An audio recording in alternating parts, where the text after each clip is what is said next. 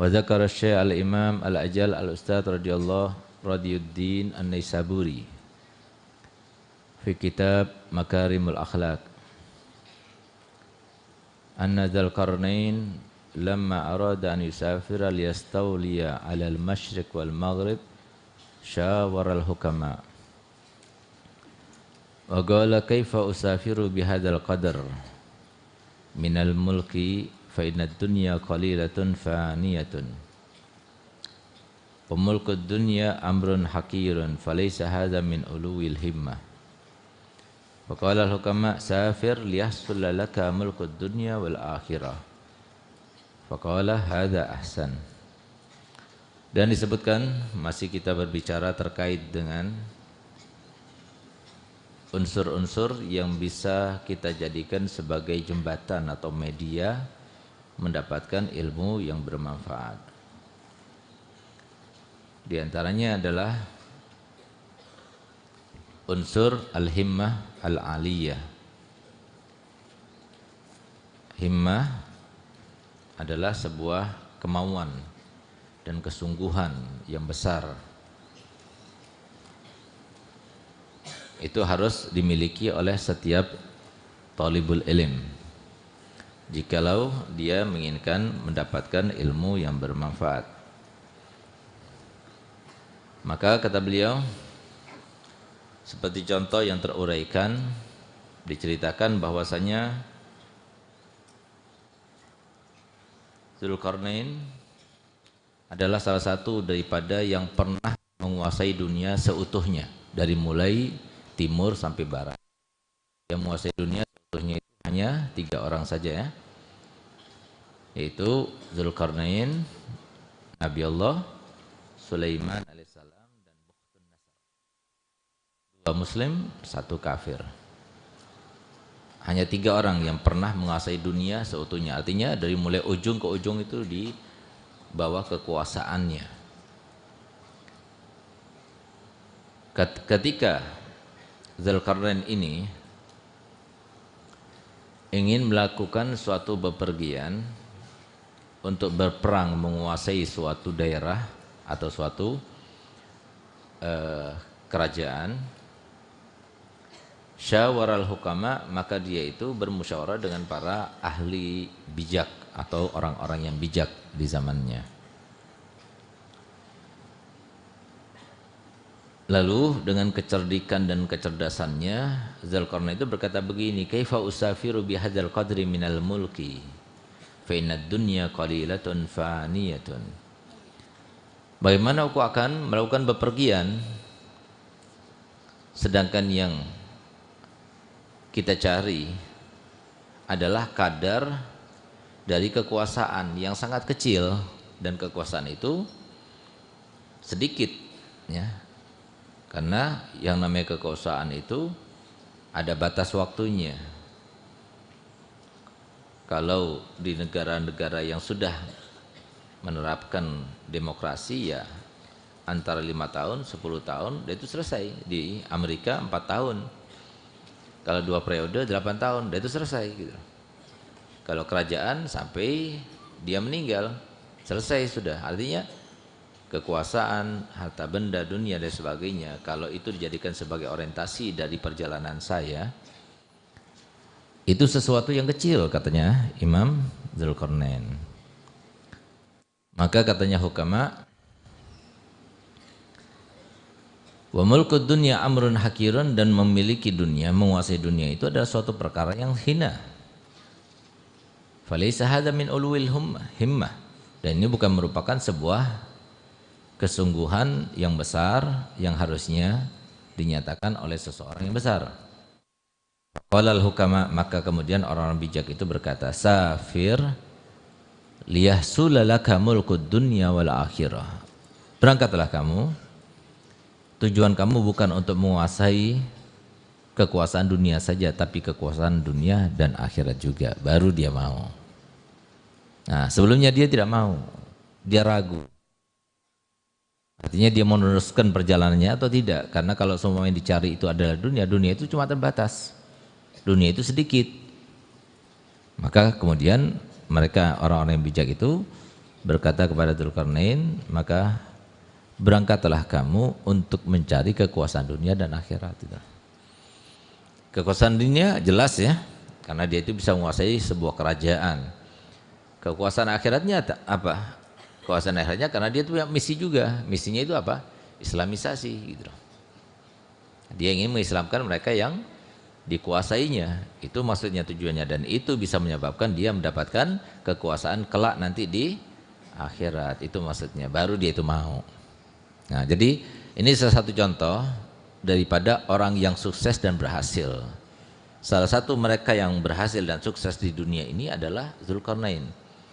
Nah, Dzulkarnain ini ketika dia itu menapaki kesuksesannya, keberhasilannya, itu orientasinya bukan dunia. Orientasinya dia itu bukan dunia, tapi lebih kuat akhiratnya. Maka jadilah dia orang sukses. Nah, oleh karenanya di sini disimpulkan dari cerita ini bahwasanya kalau seumpama kita itu mencari sesuatu sebatas dunia, maka dunia itu sedikit, dunia itu kecil, dunia itu akan fana, habis. Tapi kalau yang kita inginkan itu adalah akhirat dan yang terkait dengannya, maka akhirat itu selama-lamanya. Oleh karenanya Imam Ghazali mengatakan, kalau seumpama dunia ini berupa emas ya, atau bangunan terbuat daripada emas, permata, perak, dan hal-hal lainnya, komponen-komponen yang mahal harganya. Sedangkan tapi tidak selamanya. Hanya kita menikmatinya selama 60 tahun sampai 70 tahun. Sedangkan akhirat nanti terbuat daripada batu bata, daripada tanah liat. Tapi selama-lamanya. Kalau seumpama kita dikasih pilihan antara dua pilihan tersebut, jika kita itu seorang yang cerdas dan cerdik, pasti kita akan milih apa? Akhirat, yang hanya dari batu bata tapi selamanya, yang penting selamanya. Ketimbang kita itu masuk ke suatu bangunan terbuat daripada emas tapi sementara. Padahal yang terjadi sebaliknya. Di dunia terbuat daripada batu bata dan tidak terlaksana kecuali dengan susah payah, sementara di akhirat terbuat daripada emas, permata, dan lain sebagainya, dan semuanya serba instan di sana gitu. Pilih yang mana? Nah, berarti orang kebanyakan sekarang ini nggak cerdas dong. Iya, sesuai dengan persepsinya siapa? Nabi kita Muhammad SAW. Karena menurut Nabi SAW, orang yang cerdik dan cerdas itu al-kayyisu man dana nafsahu wa amila lima ba'dal maut. Orang yang cerdas itu, orang yang cerdik itu adalah yang selalu mengevaluasi dirinya. Kalau dia meninggal hari itu, dia termasuk yang mana? Dia termasuk golongan yang mana? Dia termasuk masuk yang mana? Nah, itu dievaluasi oleh dia. Itu orang cerdas. Dan tidak melakukan suatu amalan apapun itu bentuknya kecuali harus identik dengan akhiratnya. Itu orang cerdas. Nah, maka di sini unsur yang sudah dijelaskan oleh muallif ya, itu kita gunakan sebagai media kita meraih akhirat, bukan dunia. Kita dari minggu-minggu kemarin sudah jelaskan bahwasanya yang namanya kehidupan adalah sekali, kesempatan juga sekali, tidak mungkin terulang. Sementara kita harus memilih di mana di antara pilihan yang paling tepat, sehingga kita gunakan yang sekali ini dengan maksimal gitu. Maka di sini dijelaskan oleh muallif bahwasanya jalan yang paling tepat untuk kita itu meraih kebaikan di dunia maupun di akhirat itu adalah jalur ilmu. Tapi hendaknya jalur ilmu itu tidak jadikan sebagai perantara untuk mendapatkan dunia, itulah. Jadi urusan ilmu itu adalah urusan akhirat, bukan urusan dunia. Sedangkan urusan dunia itu otomatis akan ikut. Kenapa? Karena kehidupan itu adalah sebuah pilihan, ya. Kehidupan itu adalah sebuah pilihan. Pilihan yang pertama, dia menanggung sendiri semua beban. Pilihan kedua, Allah yang menanggung bebannya. Sehingga dia itu menjalankan yang menuju ke arah supaya ditanggung oleh Allah Subhanahu wa taala. Sesungguhnya kehidupan itu seperti itu. Kehidupan yang pertama adalah dia membebani dirinya sendiri. Yaitu apa? Kalau seumpama yang dicarinya itu adalah dunia. Dia membebani dirinya sendiri. Kenapa? Di dunia terbebani, di akhirat apalagi. Di dunia terbebani karena apa? Enggak ada orang itu mendapatkan uang kecuali dengan usaha dan upaya. Susah payah. Dia harus buka toko dulu. 7:30 harus sudah terbuka tokonya. Bersih-bersih barang yang mau dijualnya. Kalau sudah habis stoknya dia harus pergi untuk mengulak lagi dan sebagainya. Nah, itu kan semuanya beban itu. Apa enggak beban? Pergi ke sana kemari, mikir sudah berapa yang sudah habis, berapa ngaturnya sebagainya, itu kan beban. Ya kan? Uang dialokasikan kemana? Oh saya punya utang, ini bayar utang dulu. Nanti dihitung-hitung, oh ternyata utangnya bulan ini cuma sekian. Ini kan cuma beban juga. Beban energi, beban pikiran, beban semuanya. Dan pikiran-pikiran itu yang menjadi kemudian sebab akhirnya dia sakit. 70% penyakit itu karena apa? Pikiran. Sementara pilihan kedua hanya disyaratkan mencari jalan yang tepat supaya kita termasuk yang tidak terbebani, tapi kita termasuk yang dibantu oleh Allah Ta'ala. Nah, siapa mereka? Mereka itu yang hidupnya itu bukan untuk dunia tapi untuk akhirat. Otomatis dunia itu akan ikut. Oleh karenanya dikatakan oleh Imam Syafi'i, man arada dunya fa'alihi wa man arada al-akhirah fa'alihi wa man aradahuma fa'alihi. Kenapa dikatakan begitu? Kenapa tidak dikatakan satu saja, man arada dunya wal akhirah fa'alihi bil ilm? Karena niatnya orang mencari ilmu beda-beda. Niatnya orang yang punya ilmu itu beda-beda. Kalau kamu ingin mencari dunia, maka dunia itu tidak mungkin bisa diperoleh kecuali dengan ilmu, dengan teori, dengan cara, dengan berdagang, yang pandai, yang lihai, dia itu sebagai seorang pedagang, itu ada ilmunya itu. Orang nggak pernah dagang, bisa jadi sukses? Ya enggak, karena ada ilmunya. Nah, jadi dia harus belajar. Nah, tapi kalau seumpama dia itu ingin mendapatkan akhirat saja, ia juga bisa, tapi dunia nggak dapat, bisa gitu. Tapi juga harus belajar. Tapi yang terbaik itu di antara 3 pilihan itu adalah yang mendapatkan dua-duanya. Nah, bagaimana caranya? Mengabdi kepada Allah. Sehingga kemudian Allah Ta'ala melalui lisan mulia Nabi SAW menjelaskan, innallaha takaffala li talibil ilmi fi rizkihi. Sesungguhnya Allah Ta'ala itu menjamin bagi seorang talibul ilm dalam rezekinya. Kita ini kan talibul ilm, sampai kapanpun talibul ilm, sampai jadi alim pun tetap talibul ilm, sampai kita meninggal talibul ilm, karena kita sebagai seorang yang talibul ilm, walaupun sudah bisa nasyirul ilmi, menyebarkan ilmu, tetap kita sebagai talibul ilm. Nah, sehingga apa?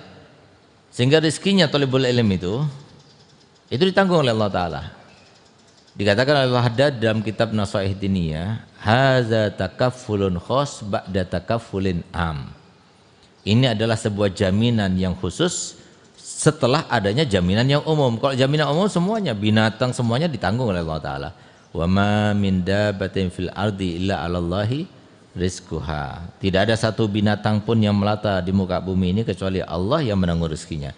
Termasuk talibul ilm, yang bukan talibul ilm, yang pejabat, yang ulama, semua ditanggung oleh Allah Ta'ala rezekinya. Cuma di sini kata Al-Haddad lebih dimudahkan lagi. Nah, seperti contohnya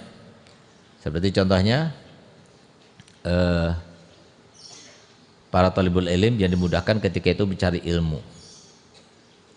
Orang tua kalian mendapatkan kemudahan di dalam mencari rezekinya, sehingga memfasilitasi kalian itu terasa mudah. Oleh karena itu kalau seumpama ada di antara orang tua kalian, ini camkan baik-baik ya, di antara rahasia yang harus ketahui. Kalau seumpama ada di antara orang tua kalian yang merasa sulit untuk membayar atau bayaran ya, di pondok pesantren ini, berarti coba dievaluasi. Mungkin niatnya belajar itu nggak baik, mungkin niat orang tuanya meletakkan di pondok itu nggak baik, mungkin orang tuanya itu ada permasalahan dengan guru anak-anaknya, sehingga kemudian oleh Allah Ta'ala itu kemudian tidak diberikan jaminan yang khusus itu. Harusnya kalian yang ada di sini semuanya itu, ya, itu orang tua kalian mendapatkan rizki kalian untuk dibayarkan di pondok ini, itu mudah. Kenapa? Nggak mungkin Nabi SAW bohong, nggak mungkin. Innallaha, inna itu litahqiq.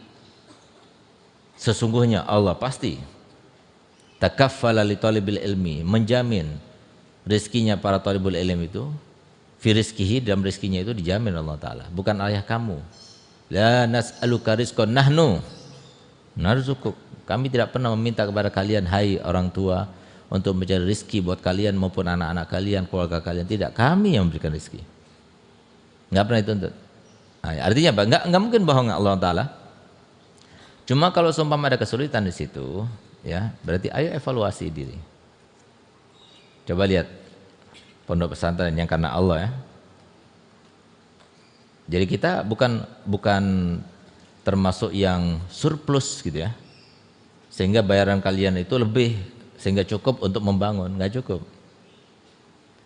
Bangunan itu dibantu kebanyakannya oleh kalian, wali murid dan sebagainya, dengan sodako kalian setiap bulannya dan sebagainya. Nah, sehingga Pak, itu bisa terbangun bangunan ini. Nah, tapi kalau dengan bayar kalian, untuk membayar guru saja nggak cukup, hanya untuk cukupnya untuk makan kalian dan kebutuhan kalian selama di pondok. Gitu. Tapi untuk bayar guru saja nggak cukup. Gitu. Nah, kalau kita berbicara seperti itu, tapi karena ini karena Allah, maka Allah mudahkan untuk kita mendapatkannya. Gitu. Nah, begitu pula individual, secara individual juga seperti itu. Kalau kamu ingin dimudahkan Allah Ta'ala, maka jadilah thalibul ilm. Kalau sudah jadi thalibul ilm ternyata tidak dimudahkan Allah Ta'ala, berarti ada sesuatu, evaluasi. Nah, oleh karenanya niat yang terbaik itu ketika mencari ilmu itu adalah niatnya Allah haddad itu. Nawaitu ta'alluma wa ta'lima wal ifadata wal istifadata. Nah, itu dibaca itu setiap kita itu mau mondok, setiap kita itu mau belajar, itu kan ada kan sebutkan kan niatnya Allah haddad ketika mau hadir majelis taklim dan sebagainya. Itu niat ketika mau mondok. Niat setiap kali mau belajar, niat setiap kali mau mengajar, itu niat. Nah, jadi niat kita itu seperti itu. Atau kalau seumpama kesulitan, ya cukup niatnya satu, aku niat belajar ilmu agama itu karena mentaati perintahnya Allah dan Rasulnya, dan karena ingin membanggakan dan menyenangkan hati kekasihnya Nabi Muhammad SAW. Itu aja, nggak perlu niat yang lainnya. Nah, kalau niatnya sudah karena Allah Ta'ala, karena Rasulullah, kan berarti niatnya itu karena Allah, karena akhirat. Nah, ini dimudahkan. Nah, tapi kalau seumpama niatnya belajar pondok saja, belajar pondok saja, kenapa? Biar dapat ijazah. Pak pondok pasti keluar ijazahnya insya Allah. Ah, itu berarti karena dunia. Lalu dapat kesulitan, jangan salahkan. Atau niatnya sudah baik, tapi kok masih sulit untuk mendapatkan rezekinya. Coba dievaluasi, apa ada masalah sama gurunya? Karena termasuk diantara penyebab apes yang paling utama itu adalah kalau gitu ada permasalahan dengan orang tua, ya, sebagaimana ridho orang tua itu adalah pesugihan nomor satu, maka kebalikannya kalau kita mendapatkan murkanya orang tua, kita akan mendapatkan keapesan nomor satu. Sehingga apes, sebagai istri apes, membina keluarga apes, berdagang apes, semuanya apes. Dan guru itu adalah termasuk salah satu daripada orang tua, gitu. Nah, oleh karenanya jadi jangan samakan antara kalian berkomunikasi, berinteraksi dengan guru-guru kalian yang di luar sana dengan guru-guru kalian yang ada di pondok pesantren, beda. Jadi guru-guru kalian dari pondok pesantren itu ngajarnya itu karena Allah, bukan karena gaji. Mereka nggak dapat gaji. Mereka itu dapat barokah saja. Dan itu pun rata-rata di pondok manapun itu di bawah upah minimum. Di setiap kota itu pasti, di mana-mana itu. Jadi mereka itu adalah orang-orang yang ikhlas yang mengajar kalian. mengajarkan ilmu alat, mengajarkan kalian ilmu bahasa Arab, mengajarkan kalian ilmu akhlak dan sebagainya. Tujuannya itu adalah satu, apa itu? Mencari ridho Allah. Mereka itu. Nah, sehingga kalau ada permasalahan dengan gurunya, itu bahaya. Nah, karena mereka itu adalah orang tua. Nah, bahkan lebih bahaya daripada kalau kita punya masalah dengan orang tua yang melahirkan kita. Karena kalaupun kita punya masalah dengan orang tua yang melahirkan kita, dan orang tua yang melahirkan kita itu sudah meninggal dunia, masih bisa ditutupi kesalahan itu. Dengan cara kita itu melaksanakan semua wasiatnya, membayarkan hutang-hutangnya, menyambung tali kekerabatannya, menghormati orang-orang yang dicintainya. Itu termasuk bisa menjadi yang tadinya durhaka pada orang tua, walaupun setelah meninggal dengan kita melakukan itu semuanya, maka bisa berubah menjadi orang yang berbakti pada orang tua. Tapi kalau semua kita ada masalah dengan guru dan guru itu sudah meninggal dunia, habis sudah. Kalian selama-lamanya akan sengsara hidupnya. Nah, oleh karena hati-hati. Orang yang paling harus untuk diwaspadai, jangan sampai ada salah dengan orang itu adalah seorang guru. Jangan. Nah, jadi bagi orang tua yang tidak pernah mondok, ya, wali santri yang nggak pernah mondok, kalian harus ngasih masukan dari sekarang. Terkait dengan ijazah, itu kan termasuk yang akan menjadi penyebab polemik, ya kan? Nah, jadi ijazah bisa keluar kecuali setelah 1 tahun. Tahu semua itu? Tahu. Kenapa ada tanda tangan itu merah itu? Nah, jangan jadi masalah. Jangan sampai sebelum waktunya kemudian diminta. Kalian tahu bahwasanya yang namanya yang menentukan izin orang tua itu kalau menyerahkan ke pondok pesantren berarti menyerahkan secara seluruhnya, keseluruhan. Jadi kalau seumpama dia itu izin mau pulang, boleh atau nggak boleh tergantung pada siapa? Guru. Kalau nggak boleh jangan dipaksa. Nah, kalau dipaksa lalu ada apa-apa, apalagi dengan kata tidak baik dan sebagainya, jangan salahkan. Kalau akhirnya Allah SWT itu memberikan suatu kehidupan yang tidak menyenangkan. Akhirnya orang tuanya yang tadinya kaya bangkrut, yang tadinya mudah dapat rezekinya jadi sulit. Nah, itu semua kenapa? Karena tindakannya sendiri. Nah, oleh karenanya untuk menyelamatkannya gimana caranya? Nah, jadi kasih tahu bahwasanya guru-guru yang di pesantren itu bukan seperti guru-guru yang di luar sana. Walaupun guru-guru di luar sana tetap kita juga wajib menghormati dan memuliakan, lebih-lebih yang di pesantren. Kenapa? Karena mereka itu adalah para ulama. Nah, mereka itu adalah orang yang menyebarkan ilmunya Nabi SAW, orang yang menjaga syariatnya Nabi SAW, dan orang yang pertama kali menerapkan syariatnya Nabi. Nah, sehingga orang-orang yang penuh dengan keberkahan, yang kedudukannya itu tidak bisa ditandingi oleh ibadah apapun dan amaliyah apapun. Itu mereka.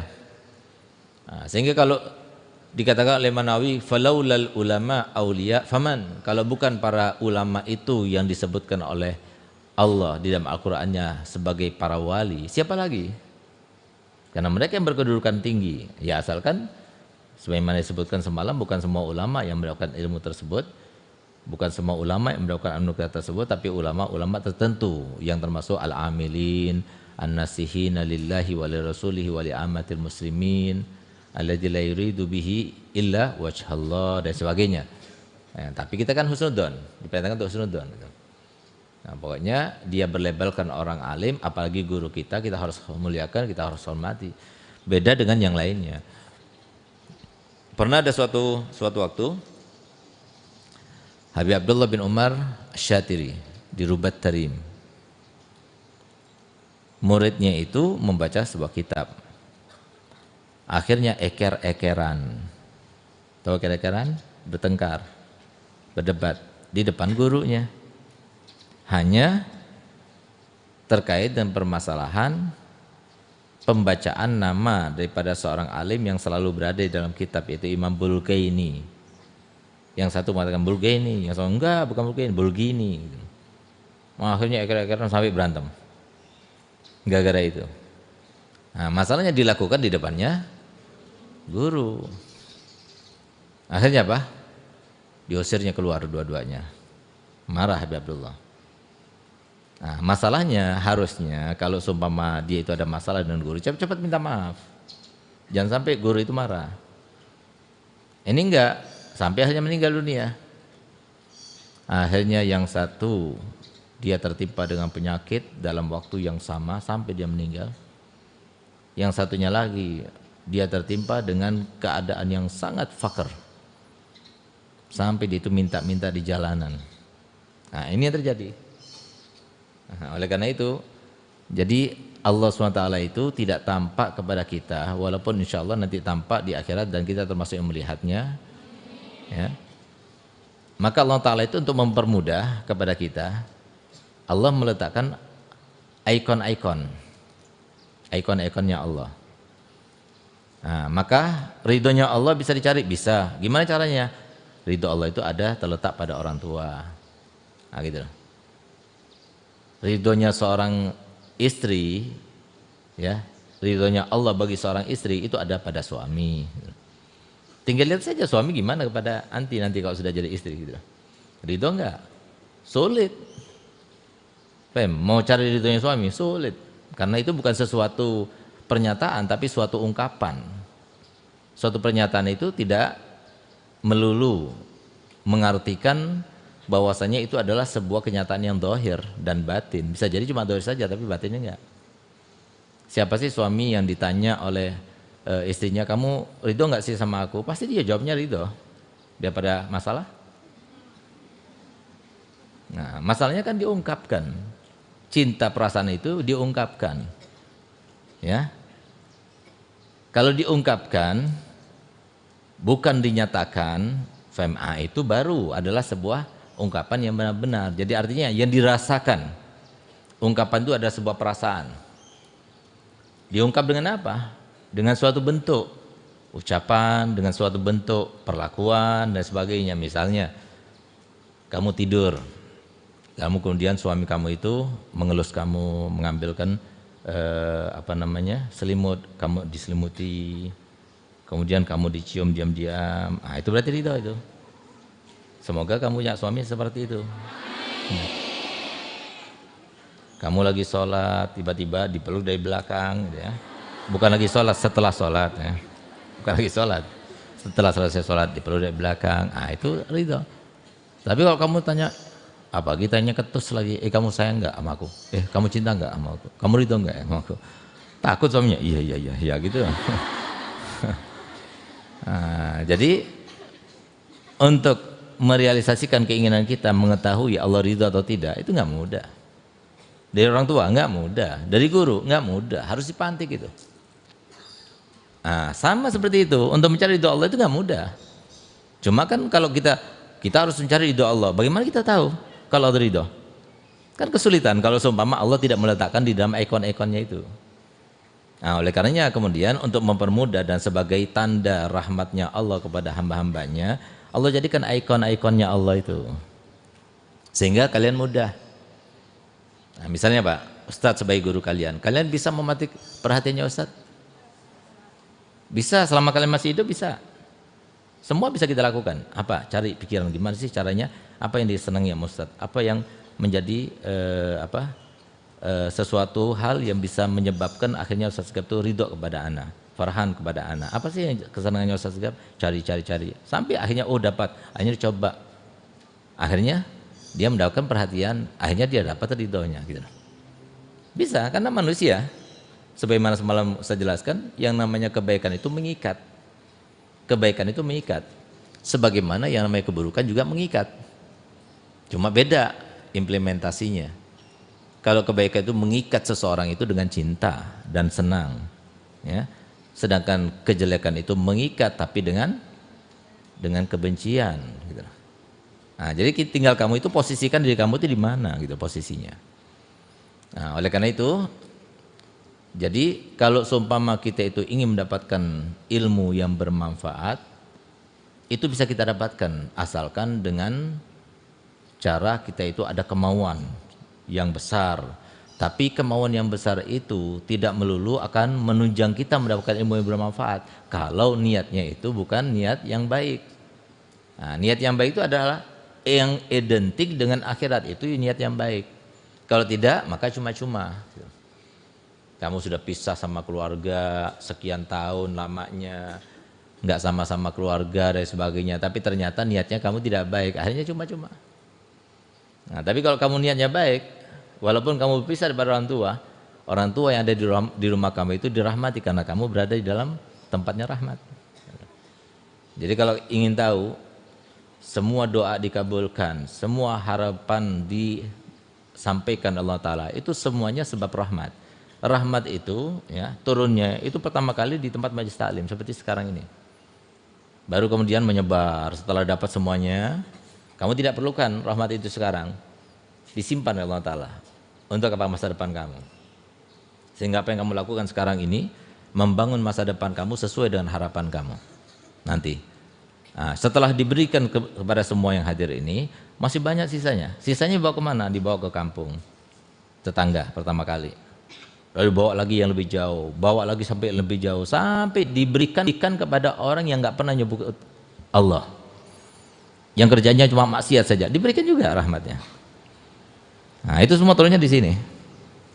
Nah, sehingga orang tua kalian yang ada di rumah, karena berkat kalian berada di pondok, akhirnya dimudahkan dapat rahmat, bahagia hidupnya dan sebagainya, mendapatkan hidayah. Itu semua karena berkat anak-anak yang masuk di dalam pesantren, mau berada di dalam ranah pendidikan Nabi Muhammad SAW. Akhirnya jadi berkah mereka itu semuanya. Semoga itu yang terjadi bagi orang tua kalian semuanya ya. Dan semoga orang tua kalian dimudahkan untuk mencari rizkinya yang banyak, yang nomplok ya, sehingga melimpah, tapi nanti di akhirat tidak ada hisabnya. Dan semoga kalian semuanya berhasil mendapatkan ilmu yang bermanfaat, ilmu yang menjadikan kalian dicintai oleh Allah Ta'ala dan Rasulnya. Ala hadhihi niyya wa likulli niyatin salihah wa ala mana wa salafuna salih.